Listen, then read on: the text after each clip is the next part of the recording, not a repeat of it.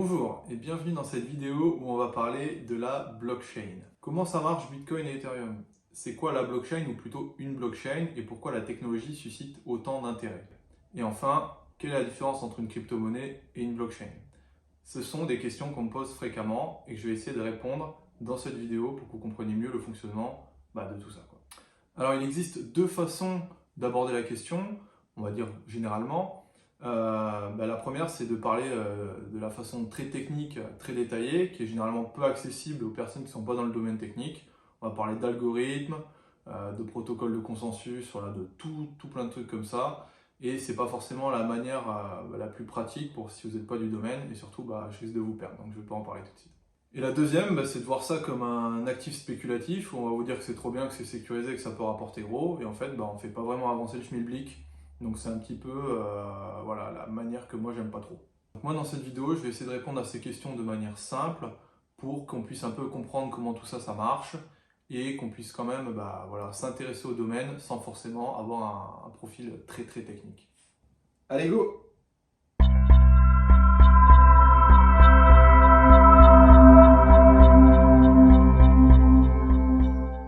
Un peu d'histoire.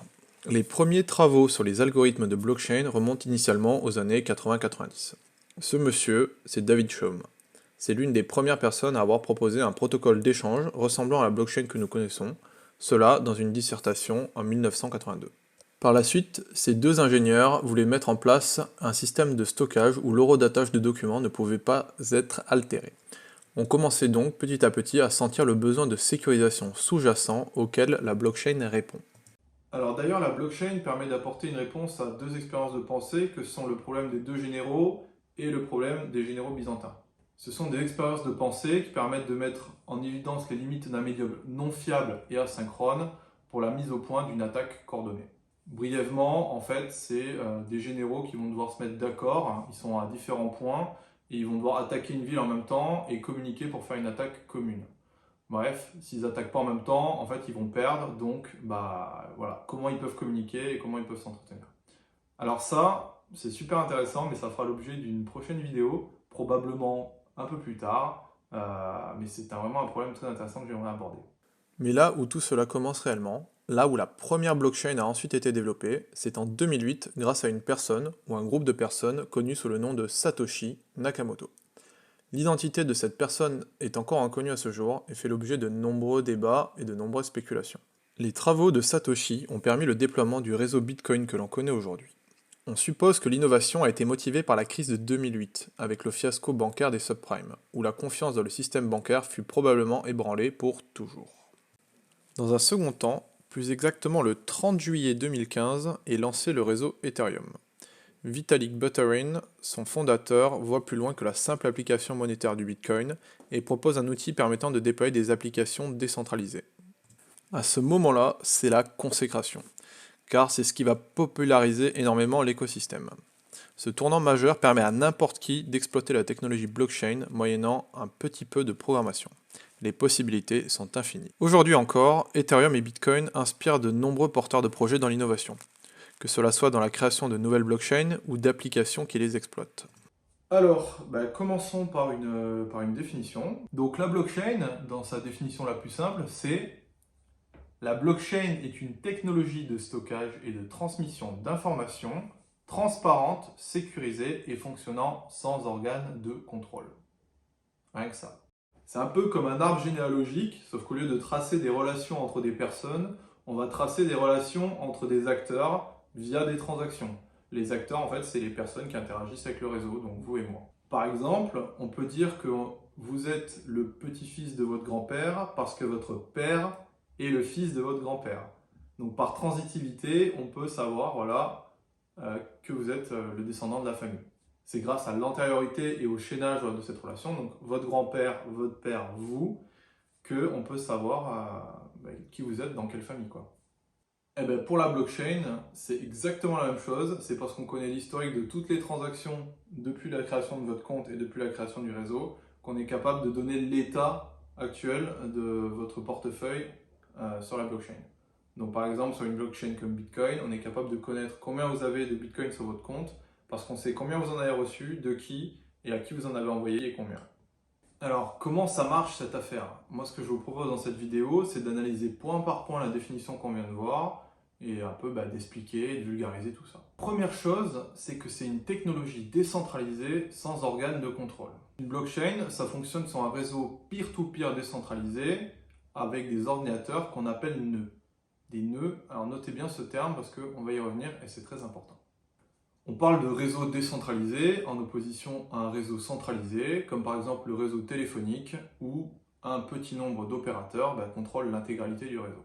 Alors pour ceux qui ont bonne mémoire, il y avait un réseau peer-to-peer décentralisé, Emule ou Casa, qui était utilisé pour échanger des fichiers vidéo ou audio sur Internet, voire même des images. Voilà, c'était une technologie pour ceux qui ont connu, peut-être ça vous parlera. Sinon, il y a le réseau torrent, donc avec les points torrent, les fameux fichiers qu'on utilise encore beaucoup aujourd'hui pour transférer des fichiers très volumineux. Alors juste avant d'aller plus loin, on va parler de réseau décentralisé, et quand on va parler du réseau Bitcoin ou du réseau Ethereum, on va parler de leur réseau principal. Par réseau principal, donc le réseau principal, c'est ce qu'on appelle le mainnet, pour Main Network, réseau principal. Et en fait, c'est le réseau qui est déployé où tous les gens que vous connaissez qui utilisent les crypto-monnaies généralement opèrent. Mais en fait, la blockchain, comme c'est open source et comme par exemple Bitcoin et Ethereum sont open source, vous pourrez très bien monter votre propre réseau avec vos amis ou dans votre entreprise pour pouvoir utiliser cette technologie. Donc par exemple, vous auriez pu avoir vos propres Bitcoins entre vos amis, mais forcément, ils n'auraient pas la même valeur parce qu'ils feraient partie d'un sous-réseau, donc le réseau que vous avez créé, qui n'est pas le réseau principal. Donc en fait, ça n'aurait pas beaucoup d'intérêt, on va dire, financier. Par contre, si vous voulez juste utiliser la technologie pour ce qu'elle est, c'est quelque chose de vraiment cool. Quand on parlera d'interaction, en fait, on parlera des interactions avec le réseau principal. Voilà. Donc le réseau, il est sans organe de contrôle. D'une première part, parce que c'est du code qui est open source. C'est-à-dire qu'en fait, le programme qui régit tout ça, les programmes qui régissent tout ça, ils sont open source. Ça veut dire que n'importe qui, vous, moi, n'importe qui, va pouvoir aller consulter le code et apporter des modifications, faire des révisions pour regarder si il n'y a pas de possibilité de piratage, etc. Et donc contribuer à améliorer globalement la solidité et la performance de l'outil. Et la deuxième chose, c'est que comme le réseau est décentralisé, en fin de compte, il y a plusieurs ordinateurs qui sont partout dans le monde qui vont travailler ensemble pour trouver un consensus commun, c'est-à-dire une histoire commune à raconter dans ce grand livre qu'est la blockchain. Donc, par exemple, s'il y en a un qui raconte une histoire et un autre qui raconte une autre histoire, il va falloir se mettre d'accord pour avoir la même version de l'histoire, parce qu'on ne peut pas avoir deux versions de l'histoire en même temps, en fait. Alors, ce consensus commun, en fait, il est trouvé par une suite algorithmique, et selon la blockchain, chacune des technologies a un peu sa façon de procéder. La plus répandue, c'est le Proof of Work, qui est utilisé aujourd'hui par Bitcoin et Ethereum. Voilà, on en parlera peut-être une fois dans une autre vidéo. En tout cas, il y a beaucoup de vidéos qui traitent du sujet. C'est assez technique, mais c'est intéressant. Un autre consensus pour se mettre en commun, ça va être le Proof of Stake. Voilà, c'est la transition qui est en train d'opérer le réseau Ethereum afin d'avoir des performances meilleures. Comme ces nœuds ils sont séparés sur des ordinateurs partout dans le monde, c'est vachement bien parce qu'en fait on ne peut pas vraiment censurer le réseau. Parce qu'on va peut-être pouvoir éteindre une machine aux États-Unis, mais il y aura une autre machine qui tournera en Chine et qui continuera de calculer les trucs qu'il a à calculer sur le réseau. Donc globalement, la blockchain, on ne peut pas l'arrêter. La seule solution, et encore, certains trouveraient des moyens de s'y adapter, ça serait de couper Internet. Sauf que si on coupe Internet, vous vous doutez bien qu'on aura bien d'autres problèmes que des problèmes de blockchain. Donc le terme hyper important à retenir dans cette partie de la définition, c'est le terme de nœud de réseau, nœud validateur en fait. Alors, deuxième partie de la définition, c'est une technologie de stockage et de transmission d'informations transparentes. La blockchain, c'est un grand livre qui stocke des transactions immuables, ça veut dire qu'on ne va pas pouvoir les altérer ni les modifier dans le temps, et horodatées. En plus, ça va être consultable par n'importe qui se fait nœud du réseau. Donc vous et moi, on va pouvoir se faire nœud du réseau en mettant notre ordinateur connecté sur le réseau. Et le réseau blockchain, il stocke l'intégralité des transactions depuis la première transaction jusqu'à la dernière qui vient d'arriver il y a probablement quelques secondes. Une façon facile de se représenter la blockchain, c'est d'imaginer un tableur avec plein de lignes qui est en fait répliqué sur l'intégralité des nœuds du réseau. Donc chaque ordinateur qui est membre du réseau de la blockchain en question, donc par exemple le réseau Ethereum, va avoir une copie de ce livre de compte, de ce tableur avec toutes les lignes qu'il y a dedans. Alors, ce qu'on va voir maintenant, c'est comment on effectue une transmission d'informations sur le réseau, comment on effectue une transaction. En fait, ça passe par trois choses. La première chose qui compose ces échanges, ça va être des opérations. En fait, c'est des tâches unitaires et atomiques à effectuer. Par exemple, retirer un bitcoin d'un portefeuille, ajouter un bitcoin sur un portefeuille. Une fois qu'on a les opérations, maintenant la deuxième chose, c'est que ces opérations elles vont être regroupées dans des transactions. Alors une transaction, je vous donne la petite définition informatique, consiste à effectuer une opération informatique cohérente composée de plusieurs tâches, donc plusieurs opérations unitaires, donc formant un tout. Donc par exemple, dans le cadre du réseau Bitcoin, une transaction c'est quoi? Ça va être deux opérations généralement. La première, ça va être d'enlever une somme sur un compte, et la deuxième, ça va être d'ajouter une somme sur le deuxième compte. Généralement, c'est quand même la même somme, sinon ça n'a pas trop de sens. Et ce qui fait que c'est une transaction, et on comprend bien, c'est qu'il faut que ces deux opérations réussissent, sinon on se retrouve avec une balance comptable qui n'est pas bonne. Par exemple, on va avoir enlevé un bitcoin sur un compte, mais si la deuxième d'ajout d'un bitcoin sur le deuxième compte ne fonctionne pas, en fait on a perdu un bitcoin dans la foulée. Ce qu'il faut bien comprendre en fait, c'est qu'on ne fait pas directement un transfert du portefeuille A au portefeuille B. Ce qu'on fait en fait, c'est qu'on enlève un nombre, on enlève une valeur d'un portefeuille A et on ajoute une valeur sur un portefeuille B. Donc ça fait comme si on avait fait un échange. Et c'est le fait que ces deux choses se passent en même temps et formant un tout qui fait qu'une transaction est valide. Donc c'est bien beau, maintenant on a nos transactions. La troisième chose, et c'est la dernière partie qui explique le fonctionnement des échanges sur la blockchain, c'est qu'une fois qu'on a des transactions, en fait le réseau va les regrouper par paquets. Donc ces paquets, ça s'appelle des blocs de transactions. Et une fois que les transactions sont dans des blocs, elles vont pouvoir être vérifiées grâce à la cryptographie par les nœuds validateurs du réseau. Donc chaque bloc, en fait, il possède une référence vers le bloc d'avant qui contient d'autres transactions, ce qui permet de garder une chronologie dans les transactions et surtout de garantir la bonne histoire de livre. C'est pour ça qu'on appelle ça une blockchain, une chaîne de blocs où des références existent entre les blocs. Donc concrètement, comment un nœud il vérifie les transactions d'un bloc? Il va utiliser donc le fameux algorithme de consensus qu'on a parlé tout à l'heure, donc par exemple le proof of work. Il va faire donc son calcul mathématique avec la cryptographie. Je vous épargne les détails, vous pourrez regarder plus en détail si vous voulez. Et une fois qu'il a trouvé la bonne réponse pour ce bloc, il va partager sa réponse sur tout le réseau avec tous les autres nœuds. Et donc les autres nœuds, ils vont pouvoir vérifier que son calcul est bon en fait. Et si le calcul est bon, ils vont aller inscrire dans leur propre registre les transactions comme étant valides. Et donc petit à petit, ça va se répandre sur tous les ordinateurs du réseau par clonage en fait. Ce qui fait que on aura la transaction qui est validée. Donc selon les réseaux, on considère qu'une transaction elle est valide ou pas, selon s'il y a un certain nombre de validations ont été faits par plusieurs nœuds, c'est-à-dire plusieurs nœuds ont confirmé le calcul mathématique qui a été fait. Alors pour imaginer tout ça, moi j'aime bien prendre l'exemple de Des chiffres et des lettres, qui est une émission télévisée. En fait, il est plus simple de vérifier le calcul d'un candidat que de trouver la réponse au problème. Donc par exemple, dans Des chiffres et des lettres, on va devoir trouver une somme et on va devoir, avec des nombres, des opérations, etc., trouver le calcul le plus court pour arriver à cette somme avec les chiffres qui nous sont donnés, en utilisant les plus, les moins, les divisions, etc. C'est plus facile d'aller vérifier que ce que le mec a dit, c'est pas des bêtises, que de trouver la réponse au problème. Dans la blockchain, c'est pareil. C'est plus facile d'aller vérifier que le calcul de consensus il est correct, plutôt que de trouver la réponse à ce calcul. Alors tout ça c'est bien beau, on a bien compris qu'il y a des opérations, des transactions et des blocs. Tout ça, ça forme une somme. Maintenant, la question c'est comment on émet des transactions sur le réseau, comment on va notifier le réseau d'une transaction qu'on va opérer. Alors, pour répondre à cette question, en fait, c'est très simple.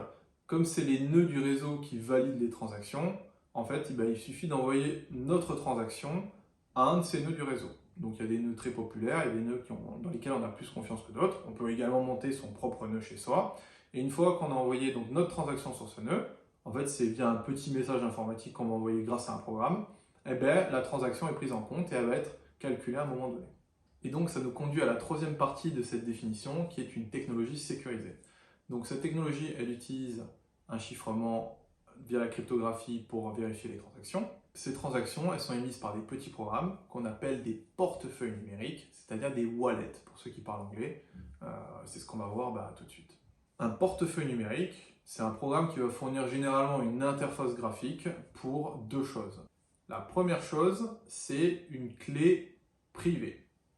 Alors, qu'est-ce que c'est une clé privée? Une clé privée, en fait, c'est une chaîne de caractères unique qui vous identifie sur le réseau.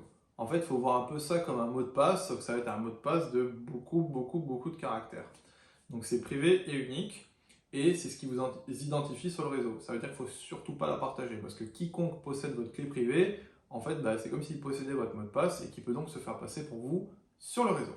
Et la deuxième chose, c'est une clé publique. Donc une clé publique, autrement appelée également une adresse sur le réseau, c'est en fait un petit peu comme un IBAN dans le secteur bancaire. C'est ce qui va vous permettre donc de consulter votre compte et sur lequel on va pouvoir vous envoyer des fonds ou sur lequel on va pouvoir interagir avec vous via des transactions. Donc d'une clé privée est déduite une multitude de clés publiques. Ça veut dire qu'avec une clé privée, vous pouvez avoir plusieurs comptes séparés. Et comme c'est déduit, en fait, la clé privée permet de donner l'authenticité des clés publiques qu'on possède. Donc en fait, ce qui se passe, c'est très simple. Quand vous voulez émettre une transaction, donc par exemple envoyer du Bitcoin à quelqu'un, vous allez émettre une transaction où vous dites je retire de ce compte tant et tant, et j'ajoute, vu que j'ai retiré sur un autre compte tant et tant, votre portefeuille numérique Bitcoin, il va signer la transaction avec votre clé privée, et il va envoyer donc de votre clé publique X à la clé publique Y de quelqu'un d'autre la valeur que vous avez définie. Comme c'est signé électroniquement, en fait, le nœud, quand il va vérifier la transaction avec la cryptographie, il va vérifier si c'est bon. Si c'est bon, le bloc va passer. Si c'est pas bon, la transaction, elle échoue et elle n'existe plus. Alors, ce qu'il faut bien savoir, c'est qu'aujourd'hui, la plupart d'entre nous, on a des portefeuilles, on ne sait même pas qu'on en a, parce que les portefeuilles sont gérés par des plateformes comme Binance ou Crypto.com. Et en fait, eux, ils englobent ça pour nous et ils nous masquent cette interface avec clé publique, clé privée. Mais sous le capot, en fait, il y a une clé privée, une clé publique pour chaque compte.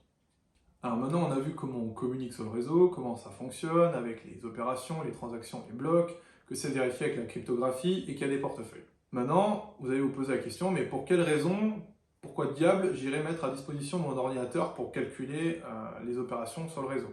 Et c'est tout à fait compréhensible. Ça coûte de l'électricité, etc. Et en fait, en vérifiant les transactions, vous fournissez de la puissance de calcul au réseau, et donc le réseau vous récompense en vous donnant des jetons, des actifs sur ce réseau. Donc par exemple, sur le réseau Ethereum, les personnes qui vérifient les transactions, donc les nœuds, et plus particulièrement en fait seulement le nœud qui trouve la bonne réponse dont on a parlé tout à l'heure, la bonne histoire, et qui va le communiquer aux autres, seulement ce nœud va recevoir la récompense. Et donc la récompense, c'est en fait les bitcoins. C'est ce qui englobe la création monétaire. Sur le réseau Ethereum, c'est le même principe. Le nœud qui vérifie la transaction reçoit de l'Ethereum. Donc ça, c'est un premier mécanisme de récompense, et c'est d'ailleurs pour ça qu'on appelle ça des mineurs, en fait. Quand on vous parle de miner de l'Ethereum ou de miner du Bitcoin, en fait, ce qu'on fait, c'est qu'on est juste un nœud du réseau et on participe à valider les transactions. Donc, vu qu'il n'y a qu'une seule personne qui est récompensée, ce qui se passe parfois, en fait, c'est que vous pouvez rejoindre une pool de minage, c'est-à-dire un groupement de personnes qui vont miner des transactions, et donc vous donnez une partie de la puissance de votre ordinateur à ce réseau commun, et en fait le réseau, le premier qui va trouver va partager la récompense avec tous les ordinateurs du réseau, ce qui permet d'incentiviser un petit peu le réseau. Donc la première chose, c'est qu'on va récupérer des récompenses du réseau, donc de la valeur qui pourra plus tard être échangée sur le réseau lui-même, et au prix du Bitcoin aujourd'hui c'est plutôt intéressant. Et la deuxième chose, en fait, c'est que pour chaque transaction, on va mettre un frais très léger pour incentiviser les mineurs, donc les nœuds de validation, à aller vérifier les transactions. Donc par exemple, quand je vous envoie un Bitcoin, en fait, je vais mettre quelques poussières de Bitcoin en, on va dire, récompense pour miner, donc pour valider ma transaction. Et donc c'est ce qui va aussi orienter les mineurs à aller choisir des blocs où la récompense est plus intéressante. Donc si vous donnez en équivalence entre guillemets 1 euro de Bitcoin pour miner votre transaction, il y a plus de chances que votre transaction soit traitée plus vite parce qu'elle rapporte plus. Voilà. Donc là-dessus, il ne faut pas trop se prendre la tête, tout est géré à peu près automatiquement par les portefeuilles numériques, donc ça c'est assez simple. Et donc je parlais d'incentiviser, mais ce qui est important à savoir en fait, c'est que le réseau il a une capacité maximum de nombre de transactions qu'on peut traiter. Par exemple, sur le réseau Ethereum, il n'y a que 30 transactions par seconde qui peuvent être traitées via les blocs.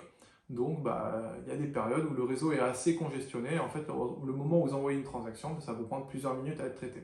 Surtout qu'en plus, comme je vous disais, il y a le calcul qui rentre en compte de l'incentive, oui c'est ça. Donc il y a l'incentive qui rentre en compte, c'est-à-dire que si vous avez mis plus de cashback, de cadeaux en fait dans votre transaction, vous allez avoir plus de chances qu'elle soit traitée plus vite. Donc il y a des mineurs qui minent, ils reçoivent des récompenses, etc. Ça s'autorégule plutôt bien. La question c'est comment on fait si les mineurs ils pètent un câble et ils veulent valider des transactions qui sont fausses pour pirater les comptes? Alors déjà, ils sont incentivisés à ne pas le faire, ce qui fait que ils reçoivent des récompenses. Donc s'ils vont faire des trucs qui sont contre leur intérêt, c'est pas bon. Le deuxième type d'attaque qui est possible en fait sur une blockchain, c'est qu'on possède plus de 50% et 1 de la puissance de calcul. C'est-à-dire que là, vu qu'on est plus de la moitié, on va pouvoir aller raconter des bêtises à tout le monde. Et en fait, vu qu'il y aura tellement de gens qui diront des bêtises, ça va devenir la norme en fait. Ce genre d'attaque, il est improbable parce que si ça arrive, en fait, ça va être détecté assez vite et en fait, la confiance dans le réseau, de manière générale, va se perdre. Ce qui fait que, vu qu'on n'a plus confiance dans le réseau, le Bitcoin ne vaut plus rien, vu que sa seule valeur, c'est la confiance qu'on lui attribue. Et donc, si ça arrive, le mineur, en fait, il va se tirer une balle dans le pied. Donc, il a tout intérêt à vérifier les transactions correctement, à être honnête. Comme ça, il reçoit sa récompense et sa récompense vend encore quelque chose. Alors que s'il vérifie les transactions fausses, et que ça passe à plus de 50% donc de la puissance de calcul, en fait, sa récompense, ça ne vaudra plus rien, parce qu'il n'y aura plus de confiance dans le réseau. Bref, c'est un peu technique, faites pas attention, globalement c'est sécurisé, et si un jour ça devient plus sécurisé, ça va tellement faire de bruit que vous allez très vite vous en rendre compte, et surtout vous ne pourrez rien y faire. A noter que c'est quand même très improbable, voire quasiment impossible, parce que tout le monde a un intérêt là-dedans. C'est d'ailleurs ce qui fait la beauté du réseau, c'est qu'on arrive à empêcher les gens de faire des trucs pas bien parce qu'ils ont plus d'intérêt à faire des trucs bien. Et ça, c'est vraiment une belle chose dans cette technologie, quoi. Alors voilà, j'espère que vous avez un peu mieux compris comment tout ça fonctionne. Donc pour résumer, je vais vous mettre quelques phrases. La blockchain est un réseau de pair à pair fonctionnant sur un réseau plus ou moins décentralisé, c'est-à-dire qu'il y a plusieurs nœuds dans plusieurs pays qui vont travailler ensemble. Donc sur ce réseau, on y émet des transactions qui sont un regroupement d'opérations unitaires formant un tout dans un ensemble. Et ces transactions, elles sont signées numériquement grâce à une clé privée que chacun possède, grâce à un portefeuille électronique. Ces transactions, elles sont regroupées par paquets, qu'on appelle des blocs, et elles sont vérifiées grâce à la cryptographie par des nœuds, qui sont en fait des ordinateurs qui mettent à disposition leur puissance de calcul. Les nœuds, ils sont également appelés des mineurs. Ces nœuds, ils travaillent ensemble pour trouver un consensus commun qui est décrit par l'algorithme de la blockchain en question, et ils sont incentivisés à faire ce travail en recevant des récompenses d'une part par le réseau et d'autre part par des frais de transaction que les personnes qui utilisent le réseau payent. Voilà, écoutez, c'est entre guillemets pas plus compliqué que ça. J'espère que cette vidéo vous aura permis d'y voir un petit peu plus clair sur le fonctionnement de la blockchain. Voilà, qu'est-ce que c'est, à quoi ça sert, comment ça marche, avec quelques termes importants comme les blocs, les transactions, les opérations, les mineurs, etc. Donc pas d'inquiétude, tout ce vocabulaire, je le mets à disposition dans un lexique que je vous partagerai dans la section commentaires juste en dessous. N'hésitez pas à vous abonner, à me soutenir, ça fait très plaisir en tout cas de voir que les gens s'intéressent à tout ça, et ça motive à faire plus de vidéos sur le sujet. Voilà, je vous remercie, et je vous dis donc à la prochaine dans une nouvelle vidéo.